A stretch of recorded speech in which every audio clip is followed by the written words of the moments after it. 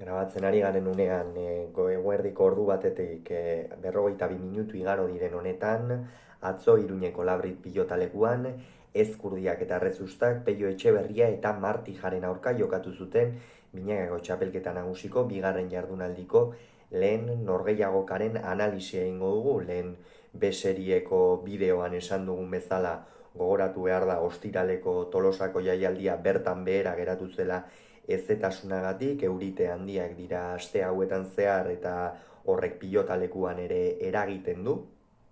eta Tolosan horixe gertatu zen, baina normaltasun osoz jokatu dira Iruñeko Labritekoak eta horren analisia egingo dugu. Pronostikoak betez, Ezkurdiak eta Rezustak 22 eta 15 gainditu zituzten Peio Etxeberria eta Martija, gogoratu behar da batetik Ezkurdia eta Rezustak joan den ostiralean Beasainen irabazi egin zietela Elordi eta Zabaletari, 22 eta 12ko emaitzarekin aldiz galdu egin zuten Peio Etxeberriak eta Martijak, kasu honetan Altuna eta Arangurenen aurka Ibarren San Andres egunez, 22 eta 13ko emaitzarekin. Partida hasiera sekulakoa izan zuen Peio Etxeberriak, oso elektriko sartu zen musika joz eta Ezkurdia eta Rezusta erabat dantzan ibiliz. Atzeko kuadroetan Beñat Rezusta Etxeberriak eta Martijak hasieran atera zuten pilota horrekin ez genuen batere eroso ikusi ezin zion kendu eta horrek Peiori aurrean erritmoa jartzeko beta ematen zion eta Ezkurdia dantzan edukitzeko horri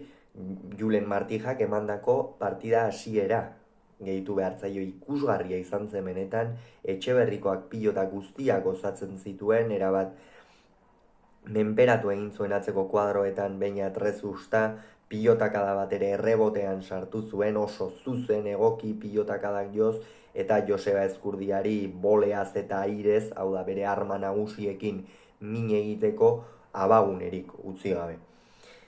7 eta 2 aurreratu ziren, baina gerora gauzak asko aldatu ziren. Kasu honetan, 6 eta 8 hurbildu ziren, Ezkurdia eta Rezusta eta hor bitando izan ziren oso garrantzitsuak. Grazia handiarekin galduak izan ziren bai, baina arnasaldi handia eman zieten Ezkurdia eta Rezustari. Bata Julen Martijak gora botatako pilotakada bat, pilotakada ederra zen, baina goiko txapan soinua egin zuen, eta bestea Peio Etxeberriaren gantxo bat luze jotakoa kanpora joan zena. Bi tanto horiek oso erabakigarriak iruditu zitzaizkidan, batez ere Ezkurdia eta Rezusta bizitzarekin usteko. 12 eta 11 alde ezin estuagoarekin iritsi ziren lehen etenaldira, jokoan oso berdinduta zeuden, baina egia da Ezkurdiak eta Rezustak oraindik ere ez zutela erakutsi nagusitasunik eta Peiok eta Martijak bai, partida hasieran esan dugun bezala, 7 eta 2 joan baitziren